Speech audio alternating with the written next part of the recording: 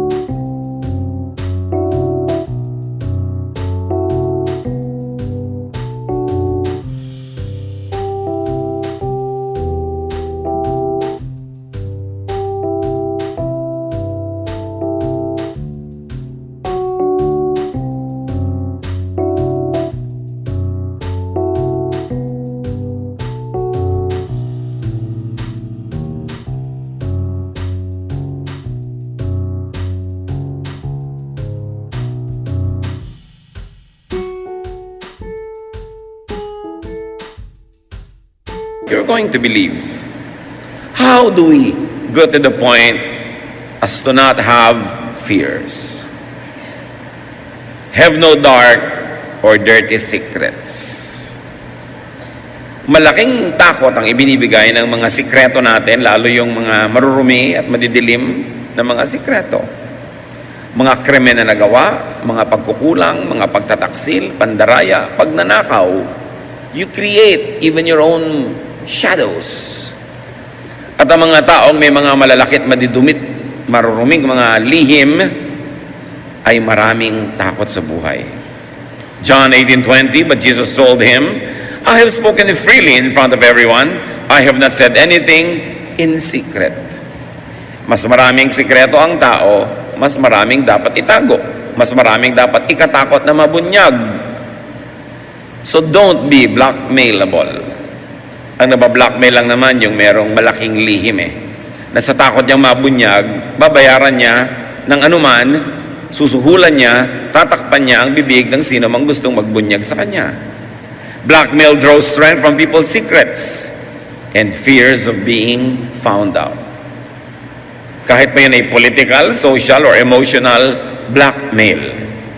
Numbers 32:23, you may be sure that your sin will find you out.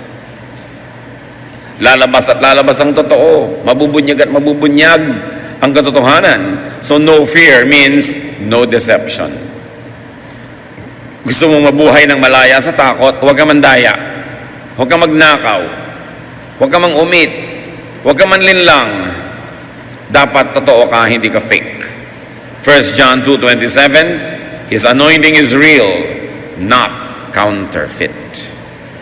At yan ay isa sa mga pinagmumula ng lakas ng loob ng Panginoon kasi totoo siya. So in your life, don't be blackmailable or how not to fear being exposed. Look at the positive side of being found out. Freedom. Kung meron kayong lihim na malaki,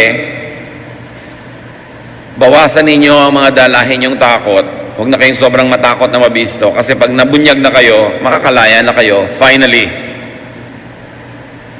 Kung minsan hindi nyo naman papalayain ang sarili nyo, binubuhat nyo yung malaking lihim na yan forever, and then may nagbunyag sa inyo o bigla na lang na-expose, alam nyo ang tunay na effect nun?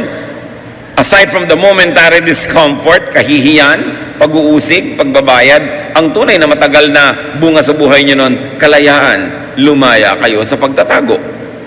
People who have many secrets have many fears.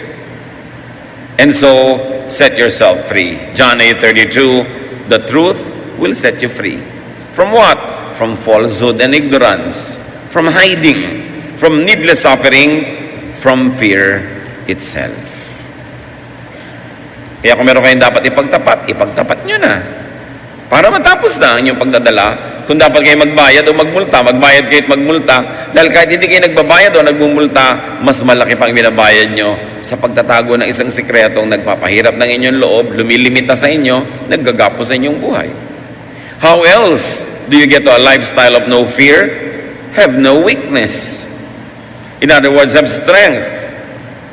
Be perfect on your own. Pero alam naman natin lahat, mahirap maging perfect. Mahirap maging strong because even God remembers that we are dust according to Psalm 103:14. So, have strength borrowed from Jesus. Isang weakness natin yan. Isa natin yan na kinakatakutan na meron tayong weakness. Ang solusyon, maging malakas ka. Sarili mong kalakasan o kung kulang, humingi sa Panginoong Yesus. You want to be free from your fear of being weak? Accept your weakness, your imperfection, and depend on Jesus after you have done everything that you could.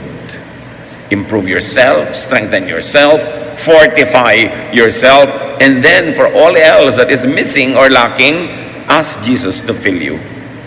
Matthew 7:1, ask and it will be given you. Sabi ng Panginoon. 2 Corinthians 12:10, because when I am weak, then I am strong.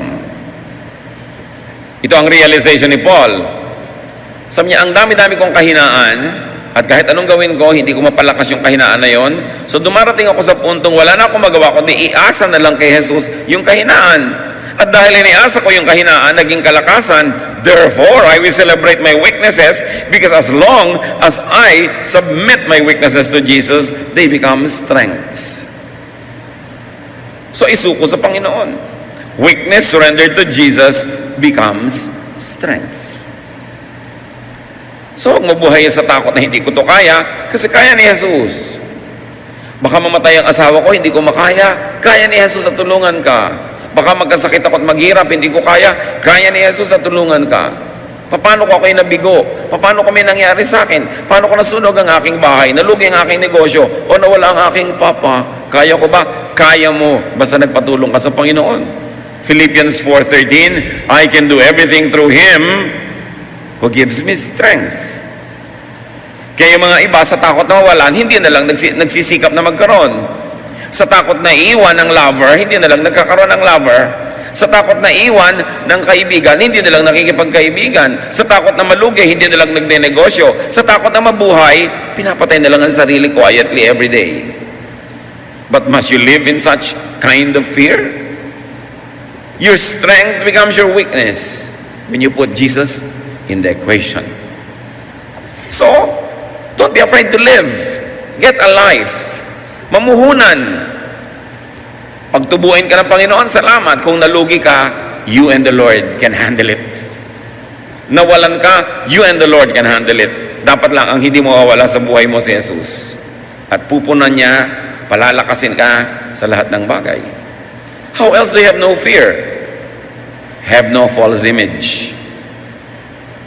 Kakambal na kapatid yan nung dapat totoo ka. No false projections, no lies. Therefore, be truthful. Yung nagyayaman-yamanan ka, hindi ka naman talaga mayaman, so takot kang mabisto. Yung wala kang pera, may mga kasama ka, magkakainan, ayaw mong aminin, so sabihin mo, busog ka. Ba't di mo nalang sabihin, wala akong pera.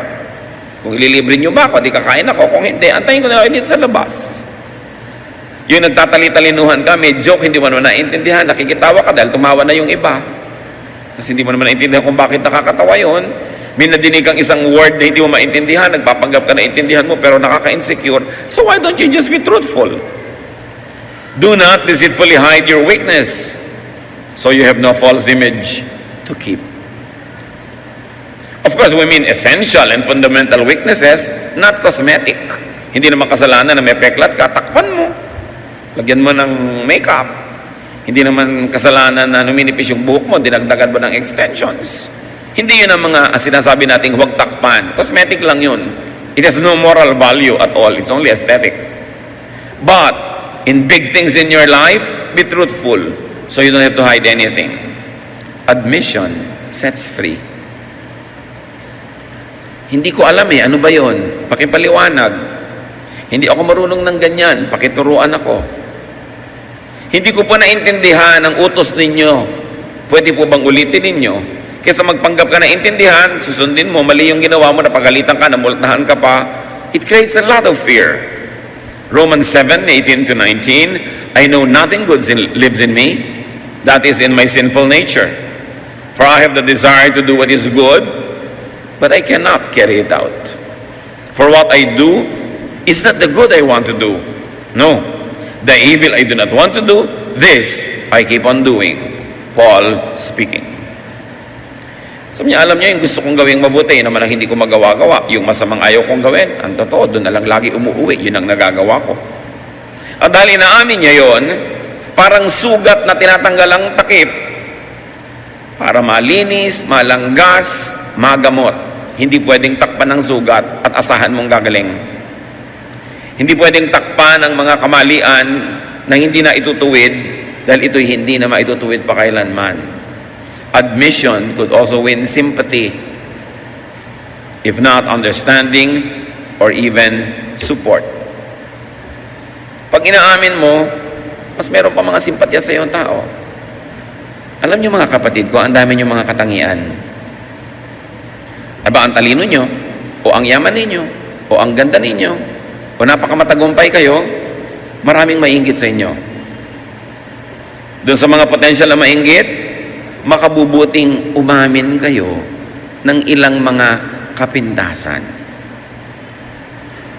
Sa mga kumari mo na inggit, yaman ka lang yaman, pwede mong masabing, alam mo, ang totoo niyan, hirap na hirap ako kasi ang dami-dami ko ring kargo.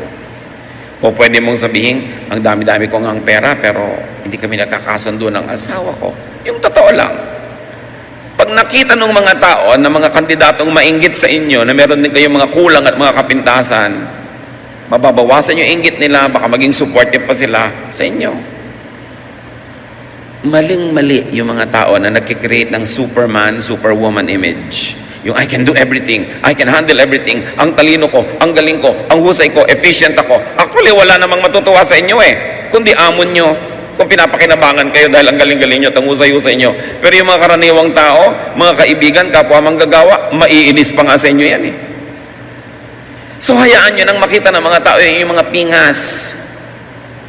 Pag kami naiinggit dahil ang ganda-ganda mo, ipakita mo yung peklat mo. Ito nga, operasyon ko. May peklat akong pagkalaki-laki.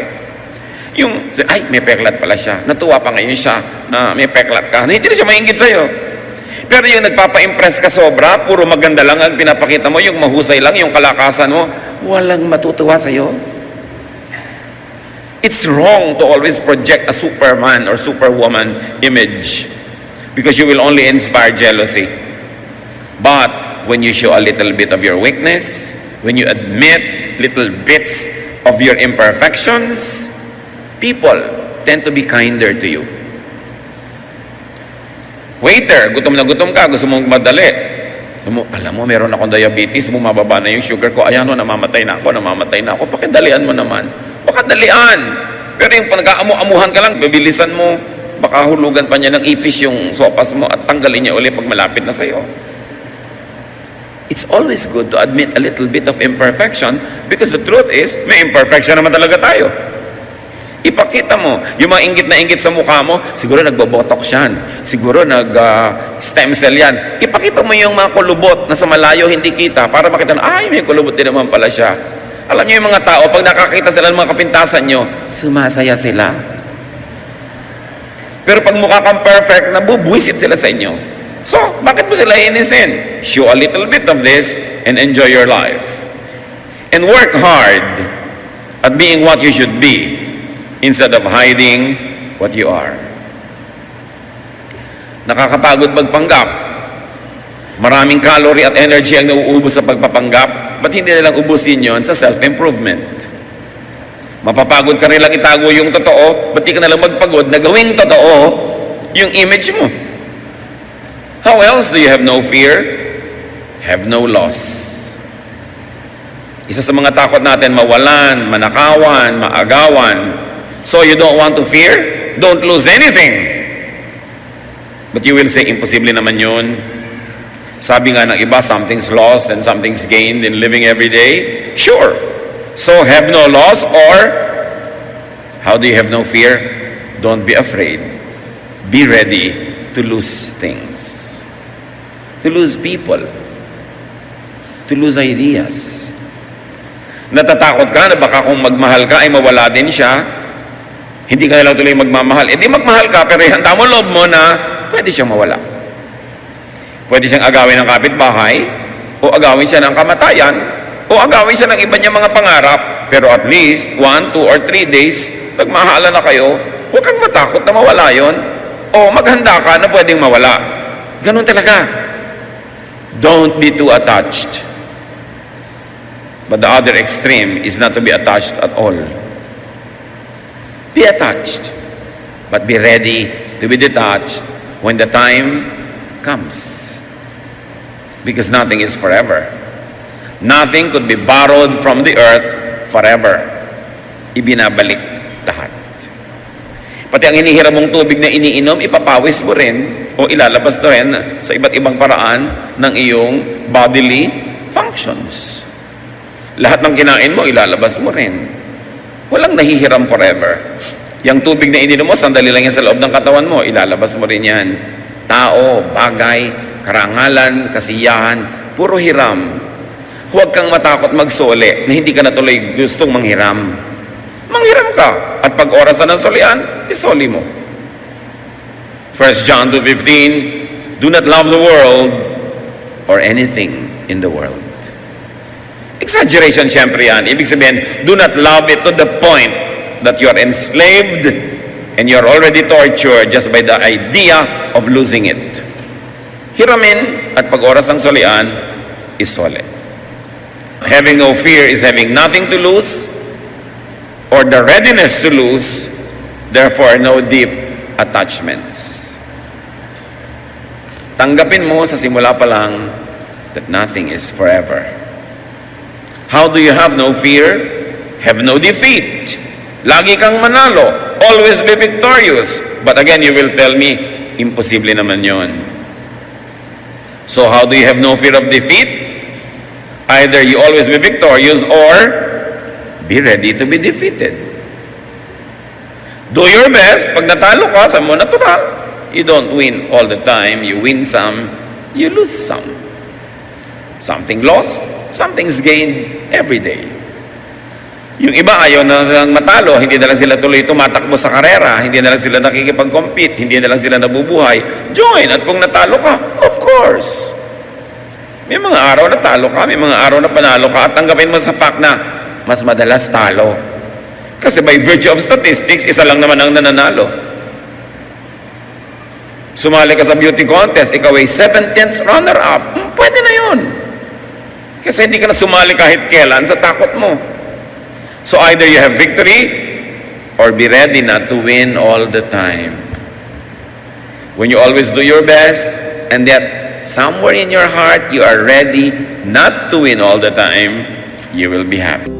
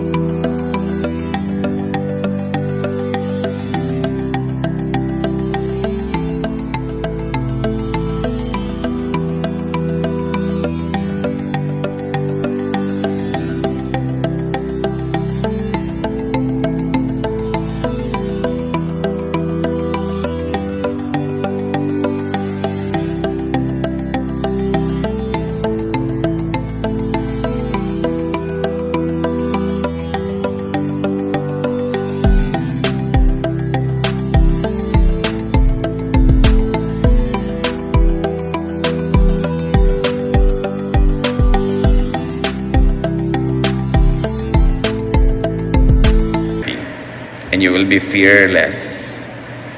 Ecclesiastes 9:11. The race is not to the swift or the battle to the strong, but time and chance happen to them all. Sabi, hindi ko mo mabilis kang tumakbo, mananalo ka sa karera. Hindi ko mo makalakas ka, mananalo ka sa giyera.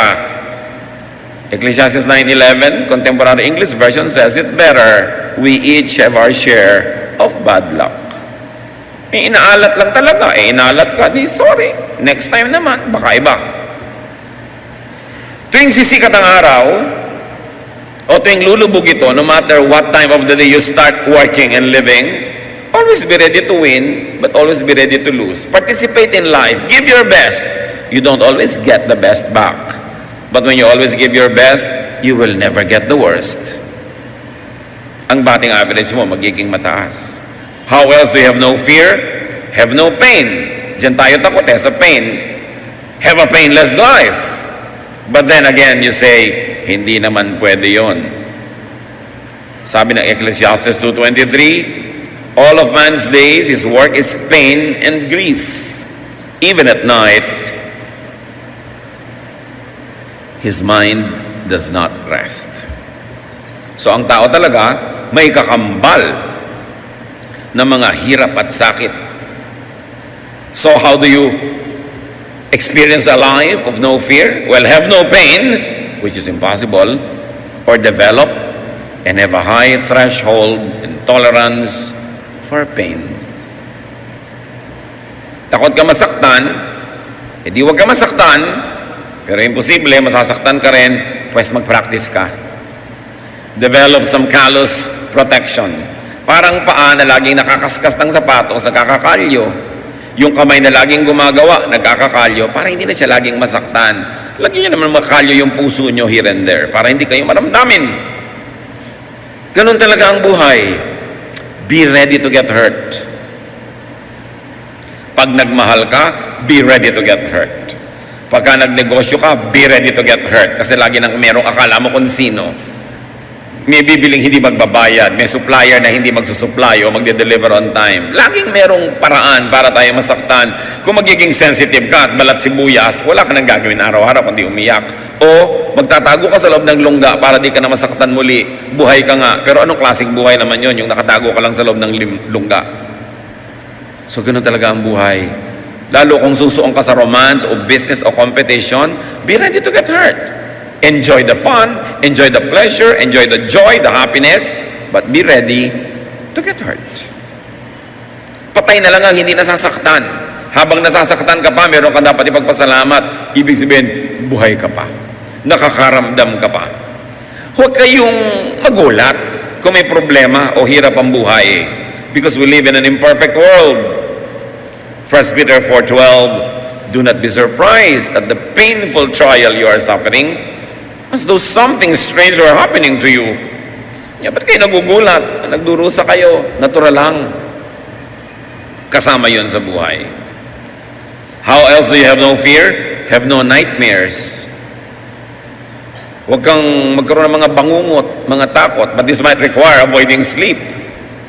Therefore, impossible. So therefore, dapat no sad, no bad, no dark imaginings. Pero kahit naman anong iwas ang gawin mo, sumasagi pa rin sa isipan mo ang mga nakakatakot, mga hirap ng loob.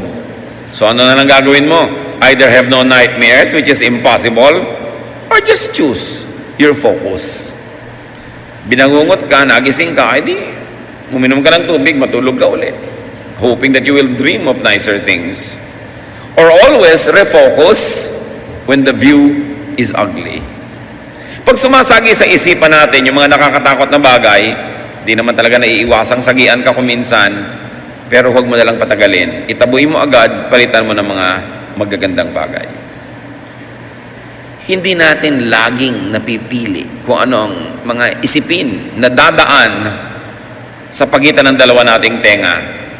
Pero napipili natin kung alin yung pagtatagalin, kung ano yung e-entertainin. Philippians 4:8, keep your minds on whatever is true, pure, right, holy, friendly, and proper. Don't ever stop thinking about what is truly worthwhile and worthy of praise.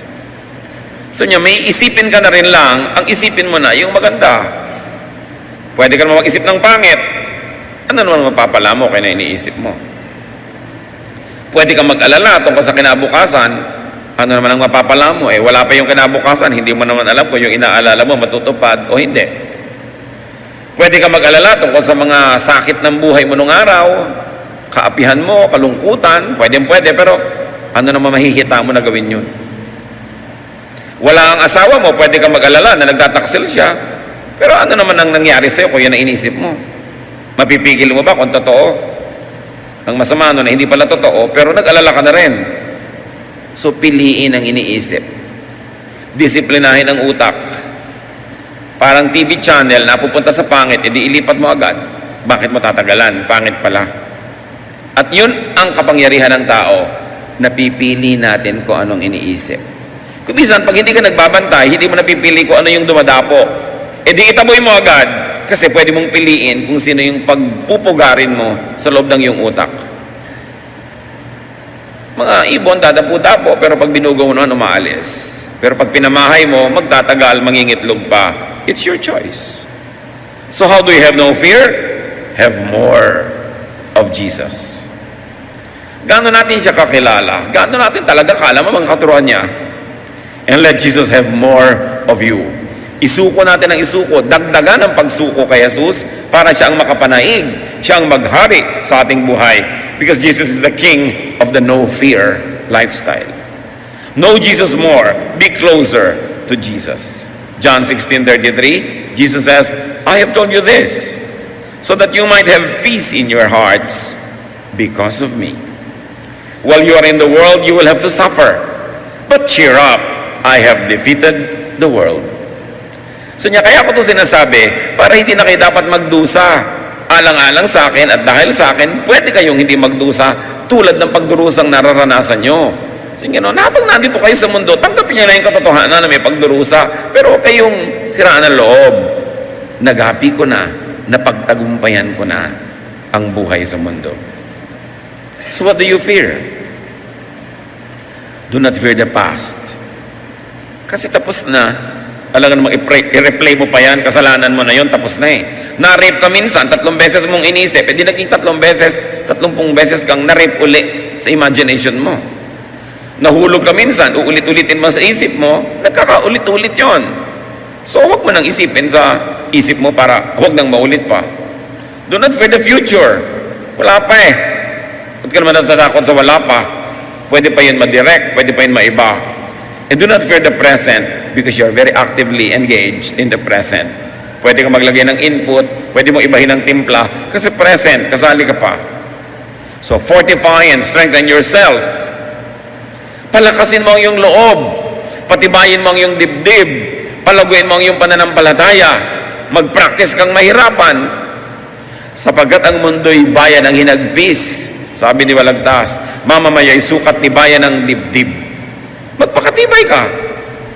Pagka merong nagtatakbuhan dahil may sunog na matutumba na siya, o matutumba ka, gusto mo maging uling? Ayaw ko, bangon! Ayaw mo pala eh. Bumangon ka. Huwag ka maghina-hinaan dyan. Maraming kapangyarihan ang tao kung gugustuhin mong gamitin. Kita nyo, pag may mga sunog, pati nga refrigerator, nabubuhat ng isang payat na babae. Pag may baha, nadadala lahat. May kapangyarihan tayo. Choice mo na yon kung gusto mo maghina-hinaan dyan, maging anemic, o maging malakas ka. Kaya mo yon because you can do all things through Christ who gives you strength. Kaya yan. Pagka hindi ko na yata kaya, magtigil ka, nag-iinarte ka lang, kaya mo yan. Hindi mo na lang yan kaya kung patay ka na, buhay ka pa eh. At pag may buhay, may pag-asa. Desensitize yourself. Huwag balat sibuyas. Develop mga kalyo sa buhay. Yung mga, ano ko po yung asawa ko, ng babae na naman, ilang beses na bang ng babae, 39 na po, hindi ka pa nasanay. Huwag mo isang pansinin. Pinapansin mo pa kasi. Kung nagbago, salamat. Kung hindi, alangan namang wala ka nang gawin kaya magdusa buong buhay. Make your own life. Wala pala siyang 6 na buwan, make your own life. Alangan namang wala kang ginawa, kundi hanapin siya, sundan siya. Pati ka gumawa ng buhay mo, ayaw pala niyang kasalo ka sa buhay niya. Kaya mo yan. Huwag ka magdrama. Kailangan nang hanapin mo, ano ba ang lakas ng Panginoon na pwede kong gamitin? Diba? Parang yung babaeng balo, walang-wala po kami, yung mga anak ko, kukuhanin na ng mga nagpautang sa amin, gagawing slaves. Sabi ng propeta, ano bang meron ka sa bahay mo? Huwag mong isipin yung bahay ng iba, ano yung meron yung iba. Ikaw, anong meron ka? Wala po, konti lang langis ko. Yung palang meron ka bumalik ka. Pinarami ngayon, kasi meron naman siya nun Basta meron ka kahit isang patak, pwedeng paramihin niya ng Diyos. So anong meron ka? Meron at meron ka, hindi pwedeng wala. Huwag mong sasabihin sa buhay yung walang-wala ako. Kasi pag sinabi mo yon, pati yung mga nandyan, hindi mo napapansinin. Kasi lilinlangin mo na rin yung sarili mo na talagang wala nga para magmukha ka lang tama. Meron, hindi pwedeng wala. Huwag kayong umasa kahit kanino, huwag kayong bubuntot-buntot susunod-sunod. Kung ayaw niya sa inyo, mabuhay kayo ng sarili niyo. May asawa kayo na ayaw kayong pansinin, huwag niyong pagtaksilan, huwag niyong itapon, pero make your own life. Idinadown ka ng magulang mo, di i-up mo yung sarili mo. Binabaliwala ka ng iba, di pahalagahan mong sarili mo. Desensitize yourself. Huwag manipis, huwag maramdamin. Huwag ko lang nang ginawa ko di magdamdam, magtampo, maghinanakit, sumama ang loob, magdrama. Para kayong halaman dyan na maluloy ng maluloy ng maluloy. Alam niyo yung tampuhin, yung madrama, lagi may sama ng loob, pumapangit. Nakakita na ba kayo ng ang ganda-ganda? So, ang ganda-ganda mo, bakit? Marami kong sama ng loob. Pero bang ganon? Kitang-kita mo sa mukha. So, maawa kayo sa sarili ninyo. Kung may nang aapi sa inyo, ibangon nyo inyong sarili. Make your own life. Make your own orbit. And philosophize. Dapat kasi, para matahimik tayo sa buhay, mga kapatid, may paglagyan. Ba, may kutsara kayo nakakalat. May paglalagyan ba kayo sa bahay? Sa lalagyan ng kutsara. May nakakalat na plancha, saan nyo ilalagay? Doon sa may cabinet. O sa ibabaw ng plantsahan. Merong tornilyo, saan nyo ilalagay? Sa toolbox. O doon sa lalagyan ng mga tornilyo. Pag may nangyayari sa buhay nyo, dapat kayo may paglagyan. Pag nailagay nyo na doon, tahimik na kayo. O halimbawa, yung asawa nyo, hindi na matuto, lagi na lang puro mali. Saan nyo ilalagay? Sabi nyo, tao kasi, hindi perfect. Pag nailagay nyo na doon, tahimik na kayo. Pagka yung, bakit mainitin ang ulo ng nanay mo? Mataas ang sugar. May pinaglagyan ka na, naintindihan mo na. Bakit kayo mahirap? Kasi tamad ako. O di, alam mo na. May pinaglagyan ka, hindi ka nakikipagtunggali. Dapat may paglagyan. Ano mga kinakatakutan nyo at sa nyo yan dapat ilagay? Dapat yung isipin yun. Kasi pag nailagay na, nagkakaroon ng kaayusan ng buhay. Mga Pilipino, meron ang laking defense mechanism sa lahat ng kabiguan at hirap. Sasabihin nila, ganyan lang talaga ang buhay. Pero dapat huli yun. Ang dapat yung unang philosophy at paglagyan, sasabihin nyo, hindi dapat ganyan. Ano ba? Ang hirap-hirap natin, 3 generations na, pag sinabi mong ganyan lang talaga ang buhay, wala ka nang gagawin para ayusin ang buhay mo. Pero pag sinabi mong hindi dapat ganyan, makakahulagpos ka sa kahirapan. Lahat ng member ng mahihirap na pamilya, mahihirap na angkan, na umasenso, kasi hindi nila tinanggap. Sukdo lang, lumayo sila, nagpakaiba-iba, pero hindi nila tinanggap na maging kamukha lang sila ng mga kamag-anak nilang mga maralita, umaasenso sila. Dapat wag mong tanggapin. Naaapi ka, huwag mong tanggapin. Huwag mo sabihin ganyan lang talaga. Hindi ako dapat naapi. Therefore, papalakasin mo ang sarili mo. Kung ipagtanggol mo yung karapatan, gagawin mo. Huwag mong tanggapin na ganun ka lang. Pero kailan sinasabi yung ganyan lang talaga? O nagka-cancer ka, stage 7, wala ka nang magawa. Alam mo, makipaglaban ka pa doon. Magalit ka pa sa Diyos. Sasabihin mo na talaga, ganyan talaga ang buhay. May nagkakasakit, may hindi. Kailan mo ilalagay yung ganyan talaga? Kailan mo ilalagay yung hindi dapat ganyan? Dapat mong isipin kung alin doon at saan ka lalaya. Truth sets free. Dapat ay merong pagkalagyan ka sa loob mo at sa pag-iniisip mo. Ang bait-bait mo, ang husay-husay mo, bakit ang lahat nagiging problema? Sasabihin ng iba, pagsubok. May pinaglagyan na siya, therefore tahimik na loob niya. Naintindihan nyo, may dapat paglagyan.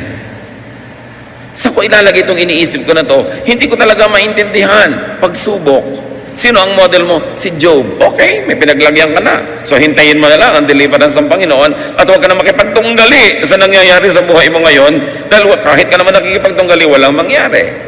Pero alam mo rin na meron kang model doon sa mga nakipagtunggali. So dapat iniisip natin, aling model ang pipiliin ko ngayon? Aling philosophy ang i-apply ko sa buhay ko ngayon? At alin dapat?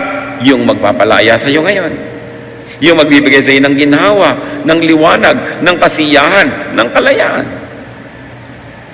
At kung ayaw nating matakot mga kapatid, dapat din nating isipin, do not scare people. Maraming tao takot din. Huwag nyo nang dagdagan ng takot. Mga lalaking nagmamacho-machohan ng mga naglalakas-lakasan ng loob, may takot din yan. So ikaw naman babae, daddy, pinakasalan kita, ayoko maghirap, baka maghihirap tayo. Dinadagdagan mo yung fear niya. Diyos ba siya? Alam ba niya na hindi kayo maghihirap? Sinisikap niya na bigyan ka ng mabuting buhay, pero kung hindi nagiging mabuti, dumadaan kayo sa mga pansamantalang paghihirap, palakasin mo loob ng iyong kapwa, kaysa sisihin mo, takutin mo, at lalo mo siyang i-down. Kailangan, bawasan mong takot niya. Alam mo na yung anak mo mahira sa math, ilang beses nang bumagsak, sasabihin pa, pag bumagsak ka pa, finish the sentence. Di dinadagdagan mo yung takot. Kaya may iba nagpapakamatay, tapos ba't ka nagpakamatay? Para yun lang. Tinapti mo sabihin, alam mo, gusto ko mataas ang grade mo para sa sarili mo at para rin sa kasiyahan namin. Pero anak, kahit ano pang abutin ang grade mo, mahal pa rin kita. Kaya lang, may premyo ka kung mataas. Kung wala, magbunot ka ng bahay maghapon. Pero mahal pa rin kita. Huwag niyong takutin ang tao, lalo't alam niyo na yung weakness niya, doon niyo pa tatakutin. Do not trivialize the fears of others. Takot yung asawa niyo sa daga. Sabi niyo, daga lang tapos aabutan mo pa ng daga, ihuhulog mo pa sa loob ng bra niya yung daga. Daga lang yan, huwag ka matakot. Takot siya Ikaw hindi. Ang reality mo, hindi nakakatakot ang daga. Pero ang reality niya, nakakatakot yon. Igalang niyo ang kanya-kanyang mga realities. Huwag niyong babaliwalain yung mahalaga sa isang tao. Birthday lang gusto mo pang maalala. Gusto niya di alalahanin mo kasi mahal mo siya. Huwag mong babaliwalain kung anong mahalaga sa kapwa. At lalong huwag mong mamaliitin ang kinakatakutan niya. Salamat ka, hindi ka takot. Pero kung takot siya, igalang mo yung takot niya at huwag mo nang palalain pa. Help those who have fears. Hindi binaliwala ni Jesus kahit kailan ang mga takot ng mga tao na kapaligid sa Kanya. Pero minahal niya, tinanggap niya, tinuruan niya, pinalakas niya loob, nakalaya yung mga tao. Lahat tayo may kani-kanyang hila na mga pabigat. Dapat lahat tayo makalaya. Pero sa pagpapalaya nyo sa sarili nyo, huwag nyong ipasa sa iba ang mga pabigat ng buhay nyo. Huwag kayong magpagaan ng dibdib dahil nailipat nyo at napabigat nyo ang dibdib ng iba. Dapat meron tayong pananagutan sa isa't isa. Amang Diyos, salamat dahil pwede kaming lumapit. Pwede naming idaing sa inyo ang aming mga hirap. Binigyan nyo kami ng mga lakas para ito yung pagtagumpayan. At sa mga panahong di namin makaya, binibigyan nyo rin kami ng pagpapatawad, pagpapalakas ng inyong mga himala. Napakabait nyo sa amin. Salamat po. At nawa kung gaano kayo kabait sa amin, maging inspirasyon namin para maging mabuti rin kami sa aming kapwa. Palayain nyo kami, Panginoon, sa mga takot na kadalasan nasa isip lang namin. Set our minds free. Help us to clarify our thoughts. Bigyan mo kami ng kaliwanagan at nang makalaya kami sa mga iba't ibang kadiliman na kinabibilangguan ng aming espiritu. Pagbulay-bulayan natin mga kapatid ang mga katotohanan ito, palayain niyo.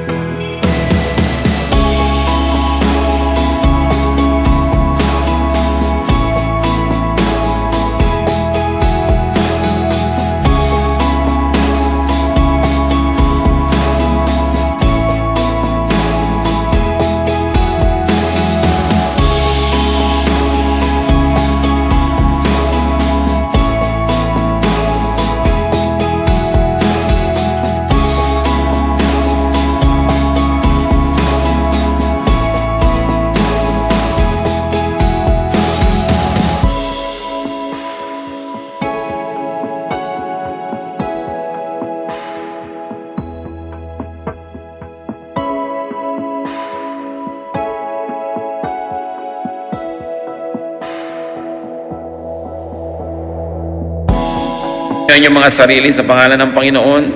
What do you fear?